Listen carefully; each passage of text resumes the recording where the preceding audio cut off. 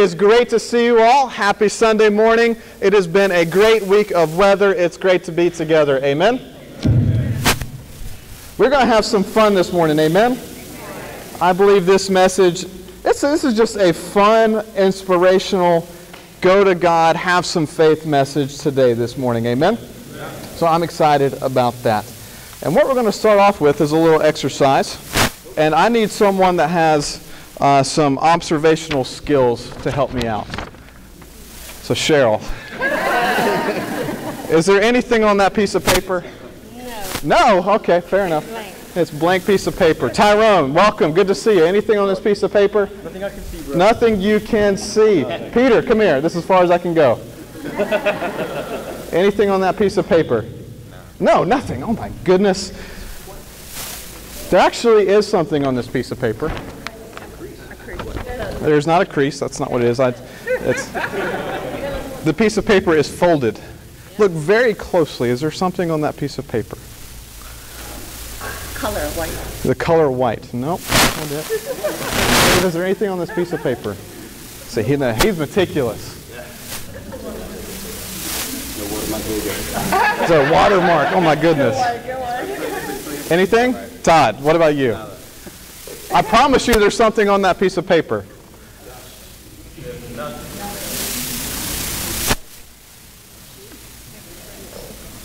Fingerprints.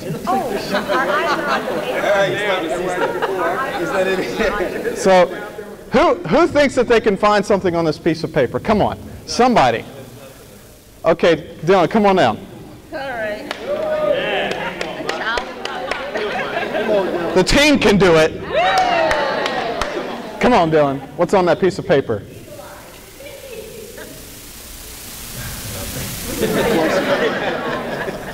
There's a little dot. There's a dot. There's a little dot. That's not the dot that I wanted you to find. There's the dot. Right there. There you go. There's the dot. There's two dots. The message today is I believe in dot. Okay? I believe in dot. You're like, what in the world does that mean? That dot is actually the exact same size as a mustard seed. And what's so crazy is a mustard seed is so small, it can be a dot the size of a millimeter on a piece of paper and it can be missed. That's all of the faith that it takes to move a mountain. Oh my goodness. What an amazing thing and what an amazing God that we have, that we can believe in a God and know that a God that we have just that much faith in can do amazing things through our faith. Amen? Amen. Let's turn over in our Bibles to Mark chapter 6. I believe in dot. My question that I want you to remember from this message today, what are you doing with your dot? What are you doing with your dot? Your little mustard seed faith, what are you doing with your dot? We're going to look at a couple of situations here this morning of men and women who Jesus was amazed with their lack of faith or their incredible faith. Mark chapter 6, verses 1 through 6. Jesus left there and went to his hometown, accompanied by his disciples. When the Sabbath came, he began to teach in the synagogue, and many who heard him were amazed.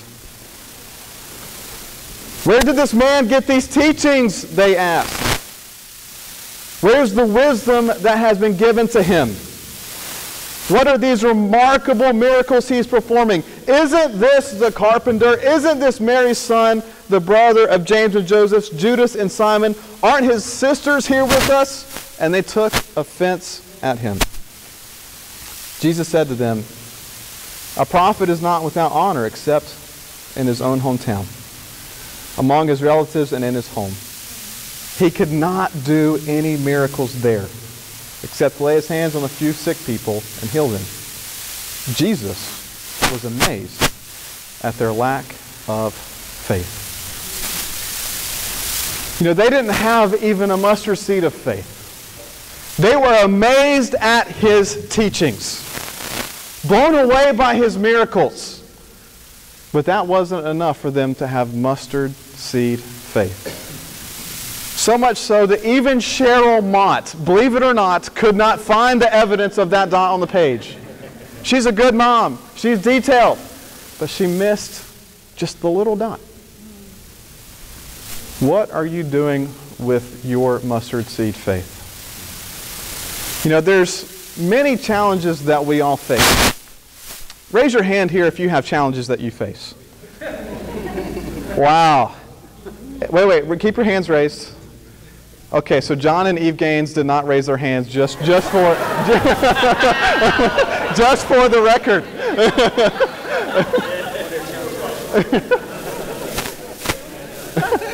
I'm facing a challenge now because I'm going to be talking to after service. Amen. We all have our challenges. But I appreciate it. I was talking with a brother and a sister earlier this week, and one of the things that really struck me about what they said is the disciples really wanted to be where Jesus was because cool stuff was happening. Miracles were happening. People were getting healed. People were getting saved. And you would never want to miss that. You know, the stories that we're looking at, one of them from Mark chapter 9 is when Peter, James, and John come down from the transfiguration with Jesus. And that's really our theme passage for the year of I believe.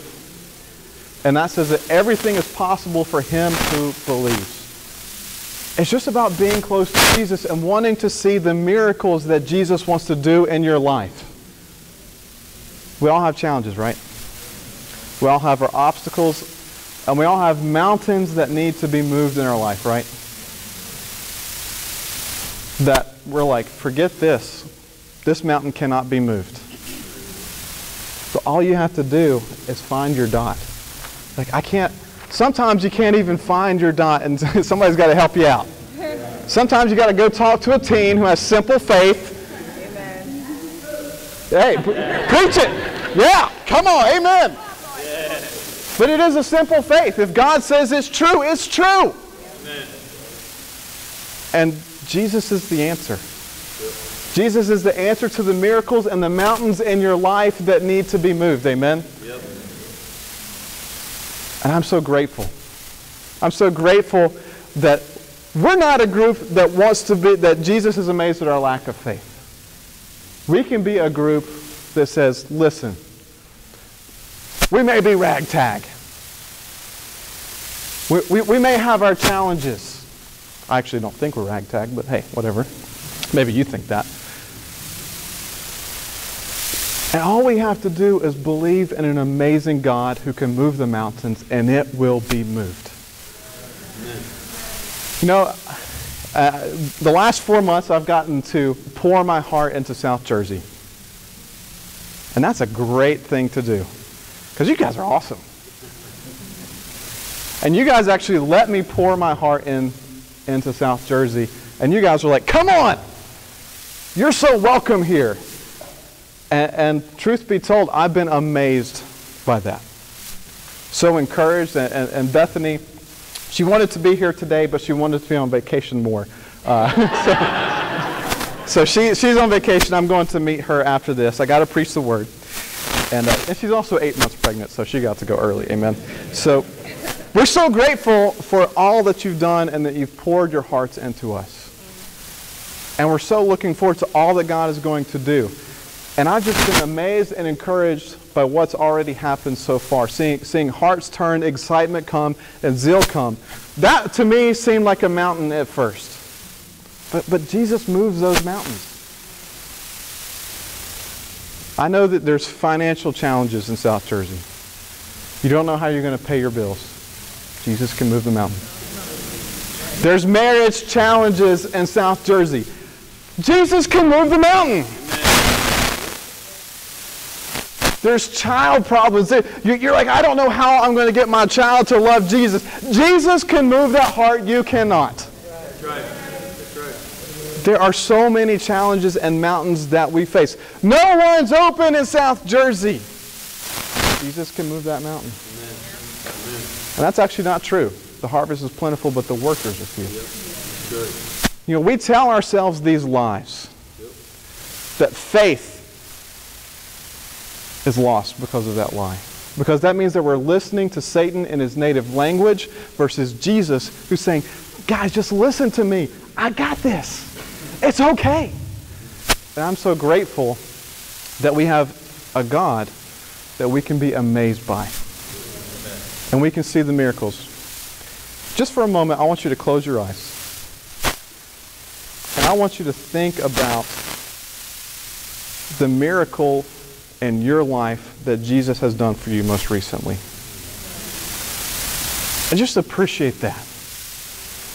What has He moved in your life? What has He moved in your heart? What are you amazed by Jesus has done for you?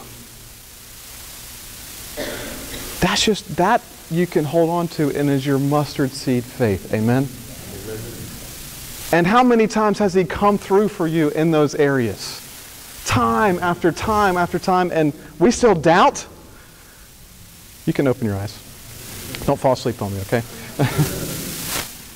We don't have to be amazed, allow Jesus to be amazed at our lack of faith. I believe it can be the exact opposite that we're going to look here in Luke chapter 7. Turn over there with me.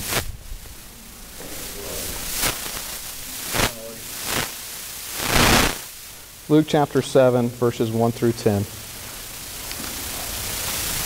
What are you doing with your dot?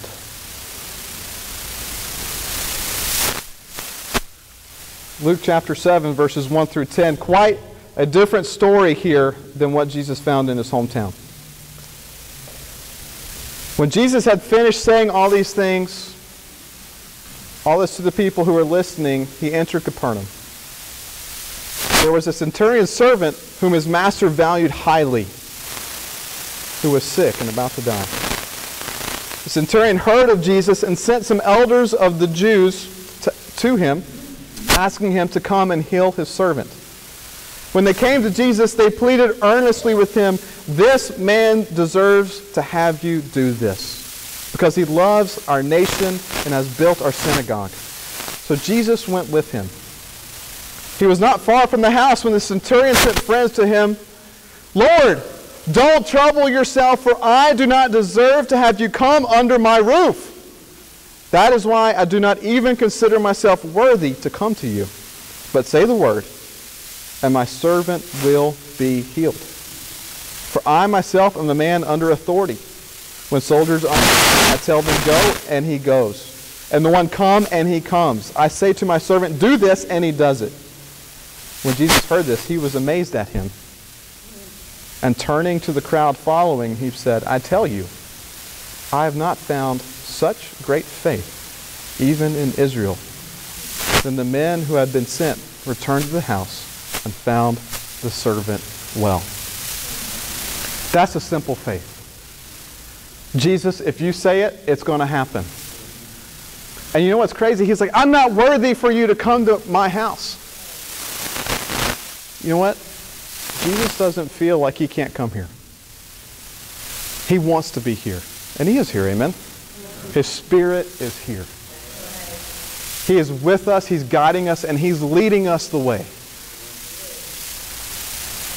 And He wants to be looking and finding this faith. If Jesus says it, let's go do it.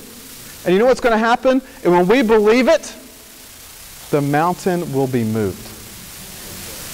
Maybe that mountain is some of the things we've talked about. We've talked about. Maybe it's just a sin in your life that's dogging you. I don't know what it is. But we all have mountains. And a lot of times our mountains feel immovable and look immovable. You've gone to a place, maybe the Poconos or something, that's in the mountains, and you ever thought, "Hey, I should go move that mountain." You ever thought that? I never have. That never occurred to me to say, "Hey, let's go move that mountain." But Jesus is the visionary for us. That there's things in our life that we don't even think about moving, and He's like, "That needs to be moved, and I can do it for you." And all we have to do is say, "Okay." Go for it, Jesus. I'm not talking about what we need to do. I'm just saying, Jesus will do it. All we have to do is say, okay, and let him. I think that's one of the things that we struggle with in the Greater Philadelphia Church of Christ, is we want to be doers more than those who just believe that Jesus can do it. We work so hard at working. Faith and deeds go together, amen? Yeah. But we're like, instead of faith and deeds, we're deeds and faith. We want to work so hard so that Jesus can do something. He's already done it, guys. Amen. All we have to do is believe that he's going to do it for us. That's it. And give it to him. Apart from Jesus, we can do nothing. Right. Not a thing. Apart from the vine, we can do nothing. We're disconnected when we start trying to do it on our own. Yep. And you know what? It's so much more fun just to have faith in Jesus and just enjoy it, right? Yeah. Just to be forgiven and enjoy grace. I love grace. Yeah. You know, when people talk to me like, you know, you really need to work in this area, I'm like, okay, cool. I'm glad I'm forgiven of that. Let's go on. I don't have a guilty conscience. I just don't. My wife, she works really good, and she's really great at a guilty conscience. And so we balance each other out quite nicely. I'm like, hey, babe, you're forgiven. She's like, I'm a wretch. I'm like, yeah, whatever. We're good. You know, you're good. So I tried that once. That didn't work. Okay, amen. I believe that Jesus wants to do so much with this group in South Jersey. I believe that whatever mountain you see in the fellowship is one that Jesus has already planned on moving. You're like, well, we really struggle with this. Have you read 1 Corinthians? They were struggling. And they were blessed, and they were glorified, and they were God's people. Now, they were rebuked. And sometimes we need to be that too. But if we just believe that God is here, his Spirit is moving, and we're looking for opportunities, guess what? They're going to happen. Can I tell you a story? So, coming here to South Jersey, one of the things I don't see is a lot of campus students. Right? Yeah, here we go. But you're leaving. And so I was like, you know what, we need to do some work at Rutgers Camden. And so for the last month, we've been doing a Bible talk there.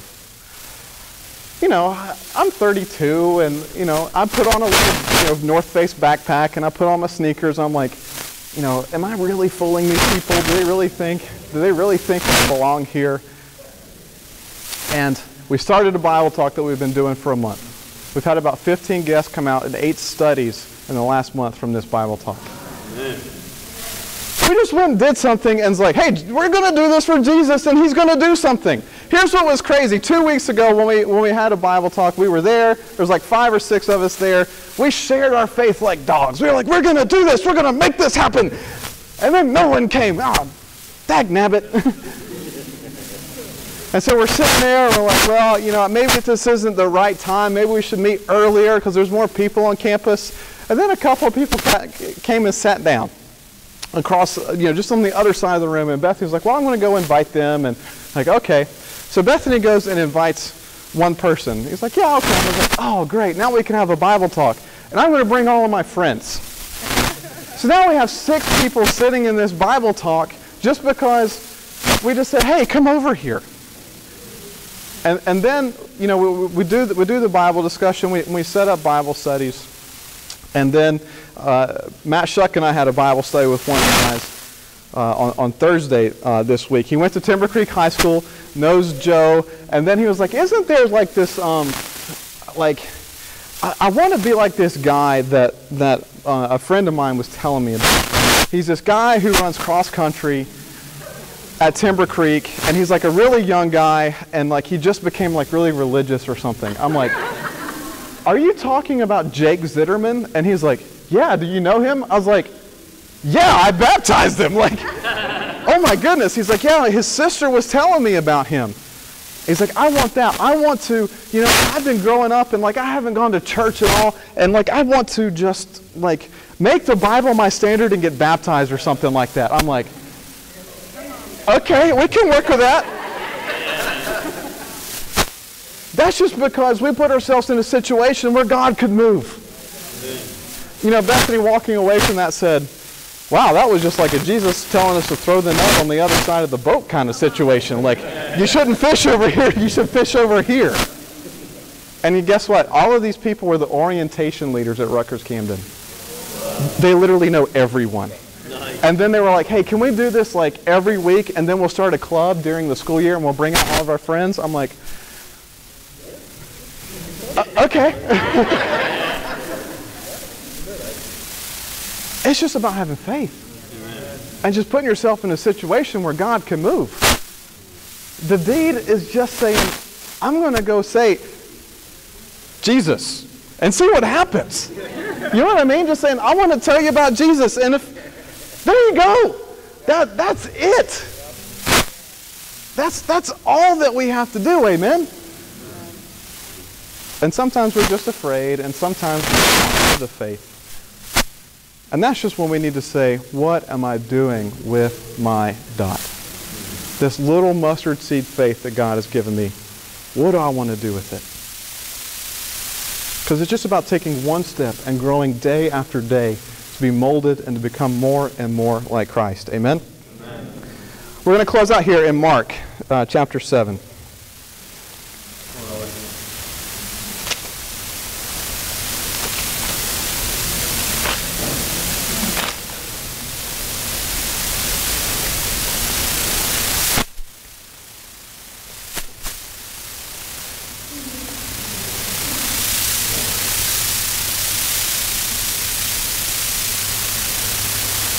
I meant Matthew 7. I was like, why is that not right? Matthew chapter 7.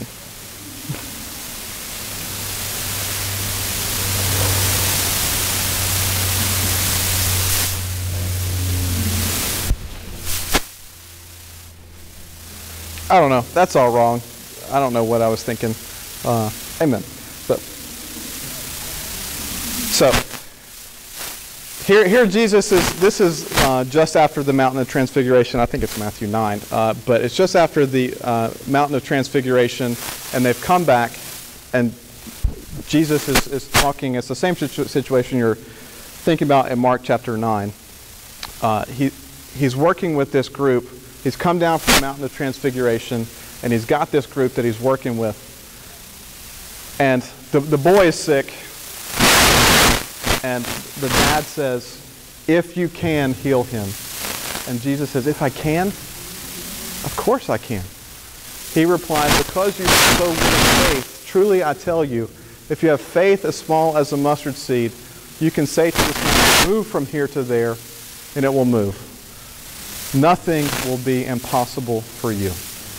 That's the little mustard seed faith. Nothing will be impossible. Does that sound like a promise? That is a promise from Jesus. That nothing is impossible if we just have mustard seed faith. What are you doing with your little dot, your little bit of faith that God has given you? When you look at your life on a weekly basis, what are you saying? God, I'm going to do this for you. I'm just going to go do it. Bless it.